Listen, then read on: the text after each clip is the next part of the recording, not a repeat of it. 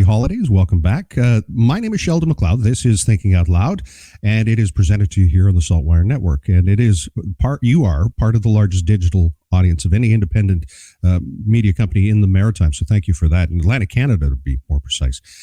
Just a quick reminder, we have a new YouTube channel that we're trying to help you see some of the work we're doing. So I'll invite you to find that and like it and do all the things that you have to do for YouTube. We're at that time of the year where people are, counting down, 2 more paychecks before the holidays, before Christmas, and affordability has been top of mind for sure. Of course, the Bank of Canada today is widely expected again to increase interest rates, the key lending rate. So inflation for food, for all of that. And as a matter of course, the folks from Narrative Research have been talking about this in a series of opinion polls and surveys about affordability. And to talk a little bit more about this and what this is telling them, Margaret Chapman joins us. She's the COO and one of the partners at Narrative Research in Halifax. And Margaret, it's nice to see you again. You as well, Sheldon. Thanks for having me. The idea of affordability, clearly that some of these topics just kind of lend themselves to the kind of work that you do. So tell us when you first started cracking the door open to ask Atlantic Canadians, other Canadians, what they feel or how they feel about the rising cost of everything. Well, we track consumer confidence on an ongoing basis. That's been happening for over 20 years with our company, but we asked some more pointed questions around inflation, the rising cost of living, and what people are doing about it starting in September. So we've been asking the same questions every couple of months to kind of keep tabs on how people are feeling about the cost of living and what they're doing about it. Now, we're talking about, basic necessities and being perhaps mindful of the future. That's got to bring some anxiety. What did you find from folks about that? Well, one of the big picture findings was that 92% of the population is concerned about the impact of inflation and the rising cost of living. So that's almost everyone. So this is very widespread. It's hitting everyone in a lot of ways. And other kinds of concerns like supply chain issues are still concerning to about 3/4 of the population. 71% of the population across the country told us that they're worried about the availability of affordable housing. So these kind of concerns are very widespread. A lot of people telling us that they are just having to do things differently in order to cope. And as far as that goes, people are adjusting their habits. They're already starting to change behavior, which, as interesting as that is for the line of work that you do, what does that tell you about where people are at emotionally and perhaps psychologically about how long this is going to last? Well, it ends up being a little bit chicken and egg. So if people are feeling worried about inflation, they start spending less. And that, of course, ends up impacting the economy. So when we said kind of what are you doing because of all of the concerns and the rising cost of living, half of the population, and that's growing from when we last asked about it in September, half of the population told us that they are going without or buying less. So actually making decisions when you go to the store, you know what, maybe I'm not going to buy that because it's a little too expensive. I'm going to go without this month or this week and figure things out. People are also, because of supply chain issues, continuing to be worried about will that item still be there when I next go to the store? So if you can afford to, 38% of the population told us they're buying in bulk in case things run out. So a lot of people too buying secondhand and trading with others, which is a common thing. But when 1/4 of the population is doing it, it tells you kind of who's being affected by price increases. And this is specifically to Atlantic Canada. I'm curious about the sample where you found the people for this study. For sure. This is an ongoing study that we do every month in collaboration with a partner of ours called the Logic Group. And they have a giant panel of Canadians, a random sample of Canadians 18 years and older who take part in these surveys. And we weight the data to match the population on a huge number of parameters to make sure that this is a random sample and a true representation of Canadian views. And the numbers I'm talking about now are from 1,243 Canadians, and the survey was conducted in middle of November. Now, one of the things that I've learned from you folks at Narrative over the years is that you're looking for trends. You're looking for which way the graph is going. You're doing monthly polling about this kind of information. Is it going up? Is it steadying off? Is it starting? Where are we at with our feelings towards what's happening right now with inflation?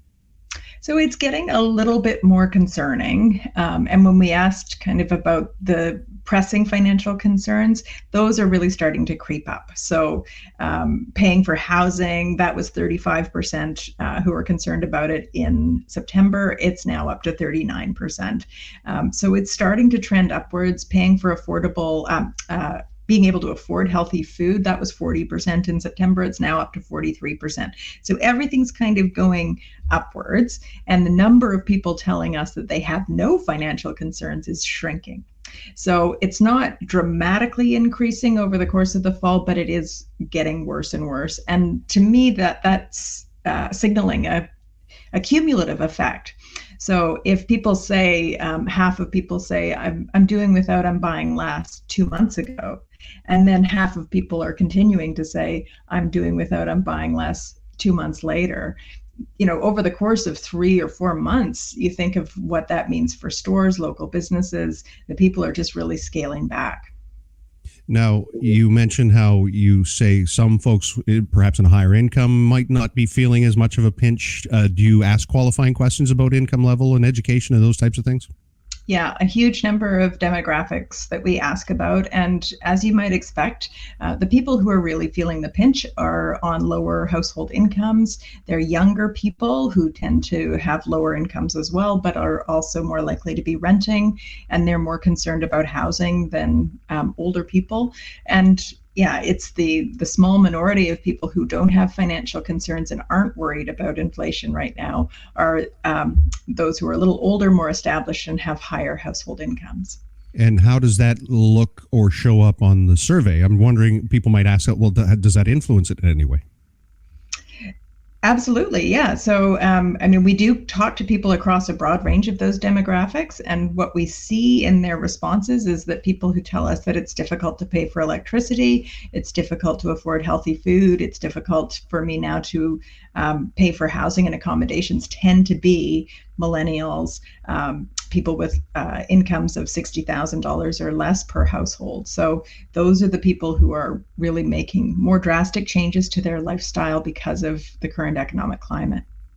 I guess the reason I'm asking about methodology is that I'm seeing some pushback on social media, specifically people who said, well, here's this poll that says, and I'm using this for an example because it was the most egregious, the support for the use of the Emergencies Act. And it is something that I know Narrative has invested some time in asking questions about.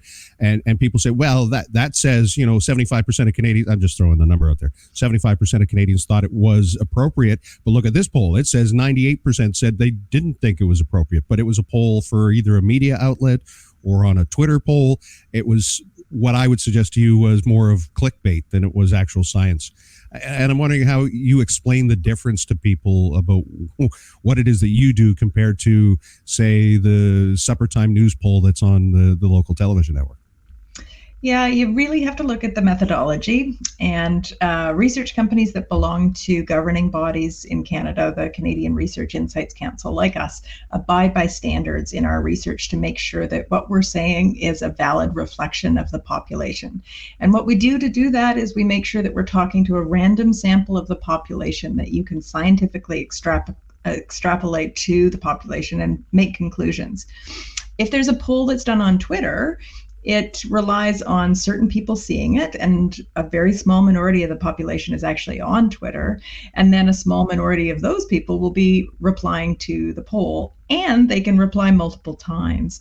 So there's things like that they certainly have their place, and people have fun with those sorts of things. But if you really want to have a true reflection of the population, you have to sample the population in a really scientifically rigorous way. Mm-hmm. And as you say, with the random or the scientific way that you're doing this, and you're asking people each month, is it the same people? No, we make sure that we talk to fresh people every month to make sure that we're really getting, again, that random sample of the population to be able to say, okay, this isn't it's not a longitudinal study of people, individual people. It's really a random sample every time. And not, again, to pull you into any kind of controversy, but I know I felt like I was part of the audience that Premier Tim Houston was talking to when he was producing his latest promotional ad for the Progressive Conservative Party, saying the pundits and the pollsters didn't think we would win. And I'm wondering how it feels to be in that world where you are putting out just most recently, the public support for Tim Houston in Nova Scotia, and it was above 60%, I think, if I'm That's remembering right. correctly. So how is it fair comment to say that the pollsters didn't think and the pundits didn't think we could win, and here it is, a year after he was elected, kind of pointing to that? Yeah, it's a really good question around election polling. And any poll that we do is a snapshot in time. These ones that we did are a snapshot of what people felt in November. So I'm talking to you in December. It's really looking into the past and saying this is how people felt about a month ago. And with the polls that we did and the voting intention questions that we asked in the run up to the last provincial election in Nova Scotia, it was a point in time. Things were shifting. We said that in our releases, and things did change between when we polled and the election. Absolutely. So these things happen. It's part of being in this business. But you really have to look at the dates and what people were feeling at the time, and things can change. Well, and I guess in fairness, I was also talking about momentum, and that's a huge thing. It's hard to capture that. You can see a trend, but again, if it's 2 weeks out, 3 weeks out before election day, what about exit polling? And I'm curious, is that something that narrative research does when it comes to an election, asking people how they voted? Yeah, we don't do it right after the elections. And what we have found is that when you ask people how they voted in the last election, sometimes things can be a little bit skewed. Maybe people don't remember correctly. They may be more likely to kind of misremember or think that they voted for the winner. It's a really tricky thing to do in retrospect. So we tend to forecast and ask, are people intending to vote? And then if they are intending to vote and they're eligible to vote, who are they going to vote for? But yeah, it's its own beast to do election polling for sure. And we will continue to do it, absolutely, and look at government satisfaction and preference for premier, that sort of thing. We release that every quarter. And clearly that's something that I followed along, and many people do.